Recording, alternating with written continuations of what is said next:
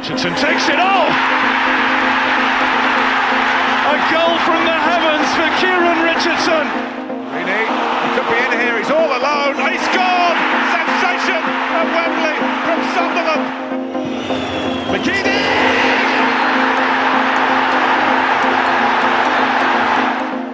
Phillips, good try! Brilliant! Brilliant! Edwards goes for the spectacular! Finds it on Nelson! Corner comes in, Boom! Yes! Oh, it's about Boom! His cross is a cracker for Quinn! He's done it! He has done it!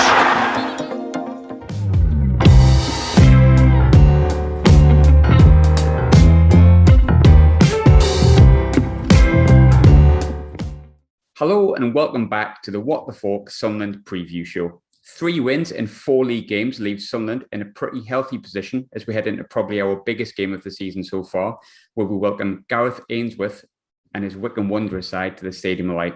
We are recording prior to both sides' midweek cup ties, but I'm sure most of you will agree that Saturday is the big one, and in truth, the cup game is a bit of a distraction.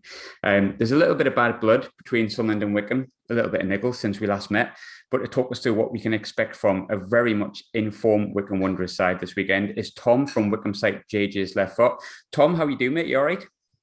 Not bad, thank you. Thanks for having me on. Not a problem. It's absolutely fine. My pleasure. Thanks for coming on, mate. But we'll start straight from the top, I guess. Your last league game was a 1-0 home win over, I know they haven't had a great start, but playoff hopefuls Lincoln on Saturday. That took you into second in the table, obviously joint top. How did you assess the win at the weekend? Yeah, it's only been 4 games in, but that was clearly our best performance of the season by quite a distance. Just extremely intense pressing. And things are still clicking. There's still players to come back as well. We've been pretty badly beaten up by injuries early weeks, but that was the kind of performance that you think we should be competing, at the sharp end of the table this season. And early days, but there was plenty of positives to take from that. And as 1-0 wins go, pretty convincing, really. Yeah, absolutely. And I think obviously it's your 3rd win in 4, with the other result being obviously a last gasp, which is quite hard to say actually, draw at Wigan. It's fair to say it's been a near perfect start to the season for you boys after coming down. How would you sum up Wycombe's start to the campaign, early doors as it is? Yeah, I think full disclosure, I haven't actually double checked this, but I believe this is our joint best start to a season at this level. Really, that's you can't really ask for any more than that. A few holes in defence in the first few games, but again, we have been a bit affected by injury there. We switched to a 3 at the back system towards the end of last season. Lost Jason McCarthy after the first game, who would ordinarily play at right wing back, and we kind of had to throw other players in there. It's thrown things off a little bit, but yeah, generally, it's been a strong start. I don't think anyone at this stage is absolutely motoring and fully in their stride, but to be up there and to be among them, among the top scorers in the league, that's probably the most pleasing thing actually. The volume of goals, because a couple of years ago we tended to edge games. It was really very much built on solid defensive foundations, but we've been able to strengthen the squad and. It's a much higher, no disrespect whatsoever to the squad that got us up, many of whom are still key players now, but this is arguably it's the strongest squad we ever had. I mean, last season realistically it's a division higher, but certainly at this level it's the strongest we've ever been. And I think the gap obviously between the Championship and League One, as much as I've tried to pretend it's not that big, is getting wider. So it's like the quality of players you sometimes need for the Championship can fly in League One, which we've seen a few times. But going back to last season, while you did eventually get relegated, I think many outsiders expected Wycombe to absolutely plummet, and the start that you had indicated that would probably happen. But come season end, I remember watching the Derby Chef Wed game, and I'm sure there was half a chance of you staying up if things happened as it was. You missed out narrowly by just a single point. While ultimately you went down, how much did you enjoy your time in the Championship? Obviously, the highest Wycombe's ever been in the history, I think. Yeah, so Yeah, there was that. Obviously, it was a historic season. I mean, fans only got in for 2 games, very limited numbers in that weird spell when, they went, oh, let's open everything up. Oh, that's a great idea, isn't it? Oh, look. Do you want some money for food for free? There you go. Oh, it's your Yeah. fault. Like, you go back in lockdown. Yeah, I remember that. Yeah. So there's that, but mostly it was I follow and, I think, overall, we tried our best to enjoy it, I think, but it was never going to be normal. And as you say, technically not down to the last day. I think we would have had to beat Middlesbrough 12-0. So that didn't quite happen. That was right. That was right. It's hard to say whether it was enjoyable or not. I guess the fact that we made it there was enjoyable and sort of, I've said none of us really experienced it. We saw it, we didn't experience it, and I think that's kind of all the more reason to push on and go back up again this year.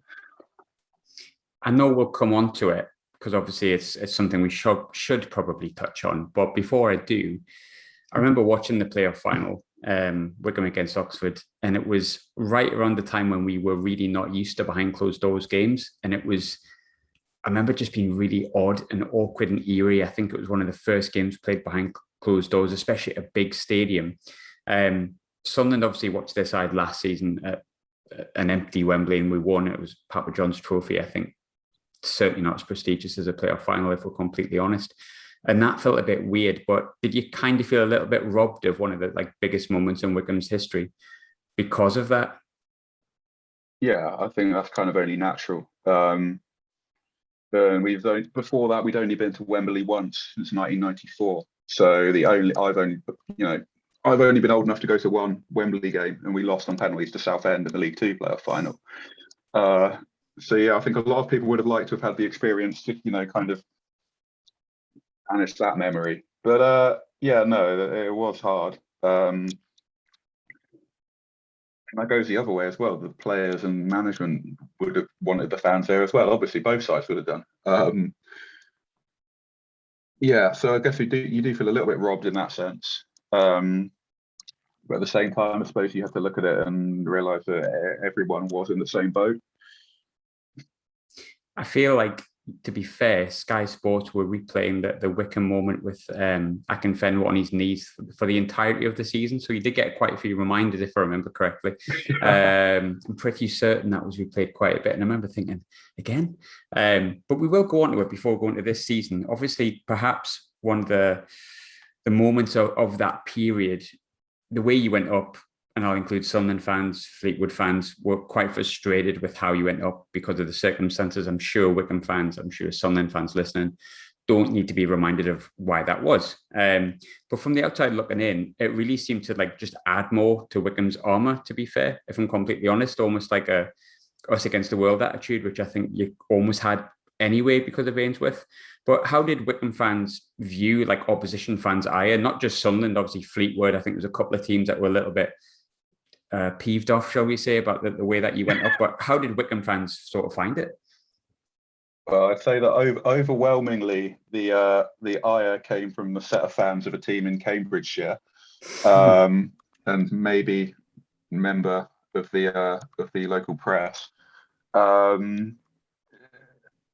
I think we just I think we just reveled in it in a way that fans tend to revel in being hated for whatever reason. Yeah, of course. Absolutely. You kind of have to, don't you? It's because in a way, you can't be disappointed by it. If I'm going to be fair and take my Sunderland glasses off, you can't be disappointed by it. And on the flip side, you might understand the frustration of it from other fans, but you can't really change it. So you might as well get on with it.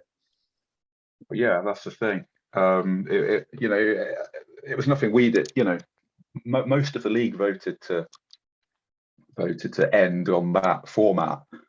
It was only those sort of down the bottom and further up that I don't know. I did think generally there was a lot of sort of, it's football, you know what it does to your emotions, but I think there was a lot of missing the bigger picture, and that sometimes, there is no fair solution. They were trying to deal with something that they never would have had to consider before.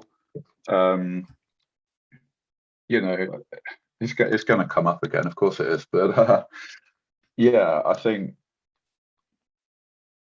Yeah, I definitely think it motivated us. So, like I say, we already, played the underdog card a lot. That's kind of what got us up from League Two, let alone up from League One. I Yeah, think that. Yeah. it definitely spurred us on. I think you're right in saying that. I feel like it added to like the strengths of what Wycombe have. I suppose in a sense as well, I think when it comes to that particular situation, one thing that a lot of people maybe got frustrated with was that they felt like Wycombe were on a downward spiral. But you can never really judge how a team's playing unless you're watching them for 90 minutes every week, which you obviously were, Tom. Truth be told, if the season had continued and God, coronavirus hadn't happened, imagine a world without that. Do you think that Wycombe would have gone up? I think we'd have made the playoffs. I think there was a little sort of stuttering run of wins and losses. And I don't think had we made the playoffs in normal circumstances, I don't see that it would have been any different. I think we'd still have gone in as the underdogs, maybe not quite so resented, but we tend to thrive on that. And I don't know. You can never truly say, can you? But yeah, it's a very hypothetical question I've asked there. I guess I've asked you an impossible question there, Tom, mate. To be honest. I'd say, yeah, I would say I think so, and I am going to say that. But I think that underdog spirit was there throughout that season, and I think we'd have overcome a slightly rough patch, and yeah, I think the outcome would have been the same. Sometimes it feels destined, doesn't it? No matter how it comes, by hook or by crook, sometimes things like that feel destined to happen. And I think, yeah, obviously that season, one of the biggest surprises for me, and it's absolutely no disrespect to Wycombe, because obviously I spoke about this at the time when Sunderland were linked to Gareth Ainsworth. And I can't quite remember the guy's name I spoke to, but I remember him saying that, if Ainsworth continues on this trajectory, that we're going to struggle to hang on to him. And for me, yeah, Wycombe came down, but I expected you to plummet down, as I said before, and you really didn't. You got really close to staying up with a side that probably was punched above its weight, realistically. And it was based around that siege mentality, that us against the world mentality that the club seems to have, and does naturally irk people. But that's your club's your club. You do what you do to win. But for me, Gareth Ainsworth is sort of, I'm surprised he hasn't been pulled by a championship club, at least. Sunderland approached him 2 years or so ago, and we went before Parkinson. Less of that, the better.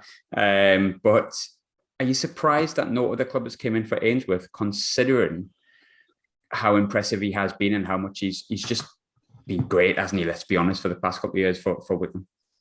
I don't know. It's tricky because clubs have sniffed around. There Barnsley and Lincoln as well. The latter definitely would have been a sideways move, but yes and no. I think in terms of the style, which is now evolving, but previously, you see clubs, increasingly recruiting based on style, which is largely why Swansea went for Russell Martin, for example, recently. I don't think that that would have helped us, because I'm not, it was quite an attritional style out of necessity, because we didn't have the budget or anything to, assemble the kind of squad that you really need to play something slicker anyway. So partly that, and partly just the culture and everything. I mean, it's one that he's built, but it's also one that he's completely comfortable within. And I'm not, I think it's just a mass that's taken. He's been here the best part of 10 years. Unheard of these days, that completely. Oh, crazy. To go to another club and do that from scratch is, obviously a huge undertaking. And I think he's always said it would have to be something really special. I always wonder about Blackburn, because that's his club. If they were to come in, would that really test his resolve? But yeah, the fit is just so right here, and the grass isn't always greener. So, and he seemed to be one of those managers that actually thinks that. There's a lot of managers that will say the grass isn't always greener, and then lo and behold, they've gone. Russell Martin, obviously, is one you mentioned there, and very much I put him in that category. Talk about building a project, MK Dons, and disappeared, but Ainsworth has stuck around, and I'm pretty certain almost 100% of Wycombe fans are happy with that. But just how important is it that Ainsworth stays at least this season and maybe next season if he gets you up? Yeah, it's massive.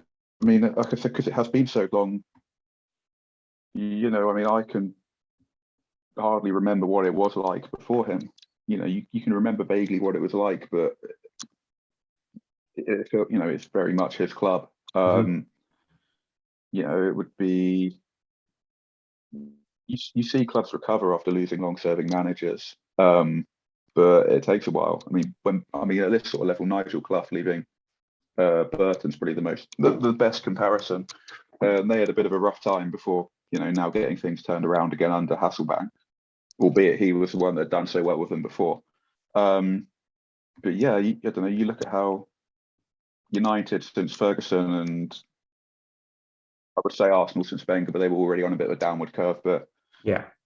you know, yeah, United's probably an example.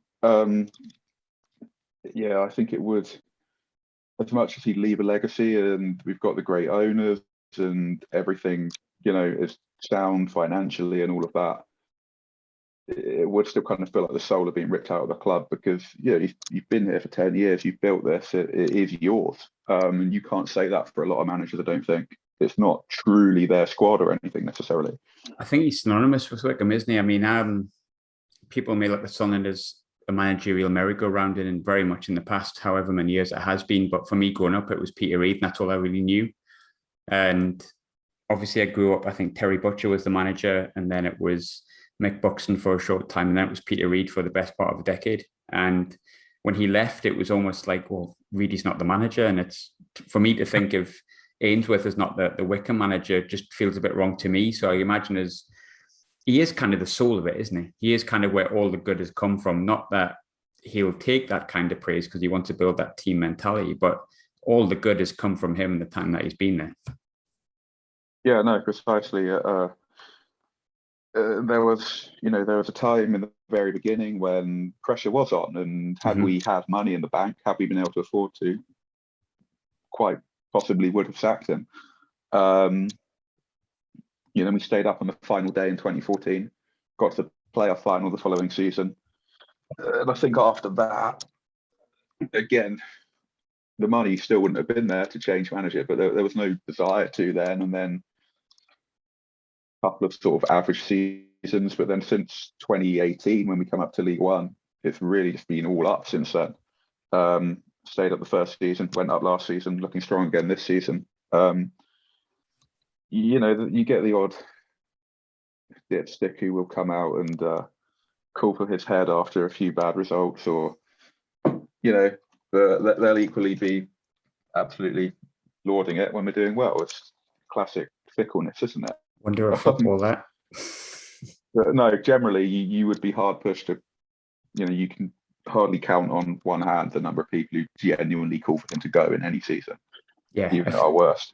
It feels like that. It feels like almost 100%. I reckon if I surveyed 100 people in terms of family fortunes who would want him to go, I imagine there'd be very, very few, if any, that would be happy to see him depart. But onto the campaign itself, like I say, you started well, almost to an extent expected, because the squad's improved massively since you went up. But an interesting stat I seen when I was reading through the stats of games you've played so far is that you've had, not in every game significantly less, some significantly, but less passes compared to the opposition and less possession compared to the opposition. However, you've yet to be defeated. You've won majority of games relatively comfortably. Is that an indication that Wycombe are happy to sit back and hit on the brake, that you're a long ball team, or simply that you're just more clinical? I mean, yeah, we're not as direct as we were in the days when Akinfenwa was kind of the focal point, and it really was, you know, route one.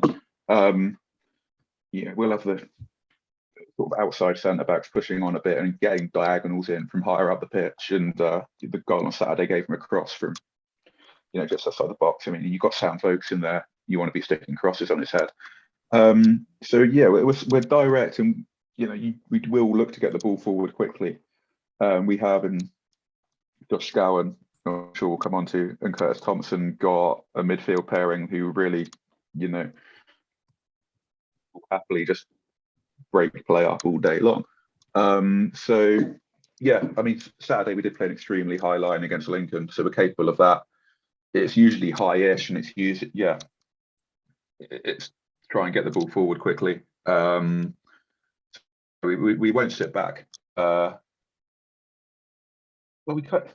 No, I wouldn't call it sitting back. There will be games where perhaps not so intensely pressing, and Yeah. you do play more on the counter, but generally it is about get the ball, get it forward. But we can mix some nice passing moves in there as well. We've got like Gareth McCleary and Darryl Horgan, who both really good. I mean, McCleary definitely is still too good for this division. Horgan, once he gets into his groove, will be. Yeah, so it's evolving. There was a period last season where we had more possession than the other team for the first time in like 50 games or something. That was quite fun. But yeah, generally, no, not a possession team, and not, you look at the stats that show you how many moves of 10 or more passes teams have completed, and we're always at the bottom of that. So I think we had 10 or something last season. You look at Norwich at the top of the championship, and it's like hundreds and hundreds. So yeah, there's a contrast. You play to your strengths, though, don't you? That's kind of what you do. You play to your strengths. Yeah. Like, you've kind of got to, and Ainsworth will be well rehearsed in doing that, well versed, sorry, in doing that, because of the times when he's had no money to spend and he's had to deal with what you've got. Now he's got a little bit more. He can bring in the likes of Sam Vokes. It's obviously allowing him to embellish on what he's done, but it's still not exactly loaded at Wycombe compared to some clubs in this division, and that's just a simple fact. But one of the players that he did bring in was Josh Scowen, who you touched on before. Free transfer from ourselves. Obviously, he came to Sunderland with relative expectations that he would do well coming from QPR. He was well liked at Barnsley.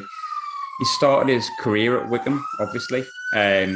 Sunderland fans, I would say in the main, never really took to him. I certainly didn't. I was really not a fan of Josh Scowen, I've got to say. But obviously Wycombe fans are a fan of him, hence I doubt he would have come back. But what did you make of his return, and how has he been since he's returned? I mean, he's been our player. I think if he keeps playing as he is, he's going to have player of the season wrapped up by Christmas. And that might sound like an exaggeration, but he's been good everywhere apart from Sunderland, so it seems. He's come back a more well-rounded player, and he's still flying into tackles for the most part fairly, if firmly. There's a couple that make you wince, and I can see him either having the game of his life or getting sent off for a 2-footer after 2 minutes on Saturday. But I do sometimes feel the same with Luke O'Nien having the potential to do that. But yeah, he's not per foot wrong, and I think breaking play up is what he's known for, but he's got that quick thinking to play the right ball afterwards as well. And he says he wants to add a few more goals. I mean, he described himself as a goal-scoring midfielder, although I think I got the sense he was kind of tongue-in-cheek with that after he signed. But his shooting, I mean, he's not really had many attempts, actually, I don't think. I know Sunderland fans have said that could be all over, though. Bad. His shooting is bad. I mean, to be fair to Josh in that sense, I think when we got him, we were kind of he was indicated that he was potentially like a number 4, number 6 style player that could maybe play on the right side of the midfield. And there was a point last season where Phil Parkinson, bless his heart, or not, decided he would be like Chris Maguire's competition on the right-hand side of like the midfield 3 and advanced, and it just never really worked for him here and there. And I think when he's gone back to Wycombe, it seems that he's playing a totally different position. If I was to say to you from the Josh Scowen that that we've seen him as or our managers seen him more as an attacking midfielder that would play on the right-hand side, would that be the Josh Scowen that you recognise from the first time? Not necessarily. I think he's always put himself about. I'd put him more in the box-to-box mould. And that's what there's Curtis Thompson, who will drop back more, Scowen has a bit more license to get forward, but I wouldn't put him down as attacking. I'm not sure he's ever been massively. No, you definitely put him in a box-to-box sort of mode. He felt like the replacement for Dennis Adeniran, who we had on loan from Everton last season. It's now at Sheffield Wednesday, but he will get forward, but that's not necessarily to get shots off. Just allowed to do defensive work higher up the pitch. But no, he has got a ball on him. I think if we lost all our set piece takers. He'd be a good fill-in as well in that sense. Not shooting from direct free kicks, but just putting balls into the box. But yeah, he put more of a number 8, I'd say. Yeah, I think it was difficult to describe Josh Scowen. I'll be honest, wasn't the biggest fan of him ever, and I don't think a lot of Sunderland fans lost a lot of sleep when he went. But you always want to see a player, if they leave, you don't want to see them do badly. So it's nice to see that he's coping and he's doing all right. But you mentioned a player there before in Luke O'Nien. Now, I'm not sure where this came from, but there's been a debate recently about Luke O'Nien. I'll come off the fence. I really like him in any position. He's played in a range of positions for Sunderland, almost everywhere but in goal. Played at right back predominantly, centre back an awful lot last season, left back at points. When we signed him almost like a number 10. Obviously, he got in behind Akinfenwa and got goals. He's out of contract in the summer. I'm aware that obviously a lot of his game time at Wycombe was in League Two, but he signed a new contract in the summer. It's quite well known that up until recently, Sunderland had no full-backs and we had 2 midfielders fitting in. Luke O'Nien was still played in midfield, and you don't know this, but it feels like Luke O'Nien's been told you're going to play in midfield if you sign that contract. That's kind of the truth, probably somewhere in between. But basically, we've played without a right back, and he hasn't got anywhere near right back and has played predominantly there for Sunderland. It must be weird from a Wycombe fan because we signed him for like 250,000 as this number 10 that was going to get in the box and get goals. And it's took 3 years down the line before he's eventually been played there. And some Sunderland fans are not too sure that's his right position. What did you make of the whole Luke O'Nien situation, the fact that we had him at centre back and at right back? Yeah, I think most Wycombe fans would find that a bit weird. I never would have envisaged him, certainly not centre back. The full back position slightly less odd, but again, he was like that sort of Frank Lampard style, late arriving to the edge of the box and scoring goals from there, or getting into the box as well and picking up the pieces. He was more attacking than Scowen was. It's borne out in his goals record. Yeah, not really watching, having seen him there other than any games against us or televised games like the playoffs. I've not really seen enough to sort of it's a strange one. Never would have there's some sort of switches in position that makes sense, and then some that just leave you thinking, huh? But it does sound like it's largely worked. But yeah, no, definitely a surprising one. Oddly, in ways, him as centre half alongside Sanderson really worked at points, and I think a lot of people see him as a right back. I believe that Jack Ross, when he was here, said that he believed he would go to the Championship as a right back if we didn't go up, or you'd have a chance of playing as a Championship right back. And I think a lot of Sunderland fans don't see him as a midfielder and see him as a right back. Me personally, I don't think I've seen him enough in midfield to make the decision yet. I really like him as a player. I really like him as a person. But we talked before about the way you play football. We were linked to Sam Vokes in the summer. I don't think it was ever serious. He's obviously signed for yourselves. He's had a difficult few seasons at Stoke, but Stoke's obviously a division above. He's got on the score sheet already. But which of the players that Sunderland should be most concerned about coming into the match on Saturday? I've already mentioned Curtis Thompson. I mean, him and Scowen together will just sort of, turn the midfield into a bit of a war zone. Joe Jacobson, another fairly obvious one, probably from dead ball situations, and been a while since he scored from a corner. So that's although they should be wiser to it now. You've done it. You can stop.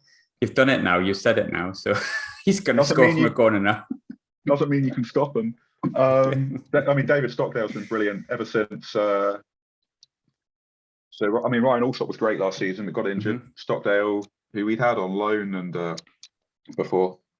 I mean, he came in, was number 1 from about February through to the end of the season.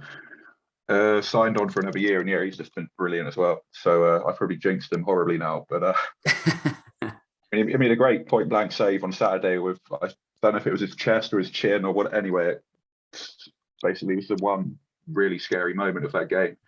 I'm just trying to think. This always feels odd to say one to watch and then the goalkeeper, because he's not going to damage you in that traditional way. Yeah, but he's got the history in that. He's had a few difficult years, I think, where he hasn't really had a settled home, and up until recently, I think people almost forgot that he sort of existed. But he's had the pedigree there for a long time. He's played at a much higher level than the two clubs currently find themselves at, don't they? Oh, for sure. And I mean, the same applies to Gareth McCleary, who him and Scowen probably been the two players of the season so far. And he's just so like, it's energy levels for someone who's 35 at the end of the season. I mean, you don't expect that, I don't think necessarily, but yeah, he's he's played at the highest level. Played at Reading for years. He played these sort of two number 10s off of Vokes, so it's quite a narrow front three in effect. But yeah, he's what he does off the ball as well. His runs and stuff are just kind of quality you don't get from a lot of players at this level. You can tell he's played most of his career in the top two divisions. So probably Vokes, McCleary, Scowen as your outfit, and then Stockdale. How's Daryl Hogan been doing? Because I remember when you first signed him, obviously people listening will know I live up in Scotland, and obviously he's very well liked the Hibs because he scored a couple of goals against Hearts a couple of seasons back. Irish international. I always thought he was quite tricky and stuff when I've seen him. How's he got on? Because he's playing in a more central role and wide, isn't he, it seems? Yeah, I mean, he had a bit of a rough season in the Championship. I think that was partly not helped by him playing a few different positions then as well. But had a great opening game. Then took a knock in the League Cup first round. So he only came back off the bench in the week. Started again on Saturday. So it's kind of been a stop-start season already. But I've seen more glimpses probably than we did last season. I think he just needs a solid run in the side. Yeah. Being down at this level, because when I last season, I think he played better for Ireland than he did for Wycombe. He did. I mean, there's only a few games, but Stephen Kenny, Ireland manager, seems to be a big fan of his and get the best out of him. There's quality there. It's just kind of there might be the odd sloppy touch or loose ball, but once it comes together, and I see more signs that it will come together this season than they did last season. He'll probably be a key player as well, I think. He's a tidy player. He was good at Hibs, I think. Obviously, the goals against Hearts really helped that situation, evidently. But obviously, he was really well liked, and a few times I've seen him, he did do a job on the right, on the left as well. Obviously, he's playing a bit more central. But on my favourite part of the podcast, I always say this, and I don't know why it's my favourite, it just is. But on the flip side, Sunderland are also in really, really good form. I'm super happy at the moment. Obviously, that might change if we get battered off Blackpool. If we don't, that's fine. The League Cup's not our priority this year. But we've strengthened a lot recently. Brought in Huggins at right back, brought in Kirkin at left back. Obviously, we've got Ross Stewart playing well. People always point Aidan McGeady, who a little bit out of form, but it is what it is. But which players do you think have the ability to damage Wycombe? Where are you weak, and where do you think we are particularly strong? I mean, this isn't necessarily somewhere we're weak, but I think in previous games, O'Nien have got in on the sort of rustling and shithousery, which I'm not going to complain about because that's exactly what we do, and I love it. We know where we learned it from. We often say it, me and my girlfriend at the match often say he learned that at Wycombe. I think he should have realistically been sent off last weekend, if we're honest. And a few seconds later, he dove into this tackle and he went down holding his leg for the best part of 2 minutes right at our end. And you could sort of tell he was waiting for the other lad to get a book in, or for it to look like it was him that had caused like the foul before he got up, and he got up as soon as the card was brandished. So I was like, he's learned that at Wycombe, I think. But you've got to have it. You've got to have it sometimes, especially at this level. I think I'd say we have. I mean, against Wigan, against Charlie Wyke, we struggled aerially because we've. Looking at the aerial stats, Stewart as well is fairly robust. It's been excellent in the air as well, and we've had. It worked really well playing sort of one true centre back and two fullbacks in the back three, but against certain strikers, it's probably be ideal to get another out and out centre back in there just to stop one of them being isolated. But luckily, Ryan Tafazoli is back playing tonight, so he could come in on Saturday. Potentially, I mean, he's an absolute unit in the air. I mean, he was Peterborough, didn't he? He was Peterborough and then Haaland. He's. I'd say a lack of height at the back is, potentially look like a weak spot. And again, just the not really through any fault of our own, but injuries, meaning we've had to chop and change the wing backs. And Nick Freeman, who we always thought would become like a number 10, was excellent at wing back on Saturday. They got absolutely crunched and went off injured, so I doubt he'll be involved. But Jason McCarthy, again, he's not involved in the League Cup game tonight, so it might be touch and go with him, which does potentially leave us with a soft spot at right wing back. Sully Kaikai, who came in not as a wing back at all, but he's been playing there.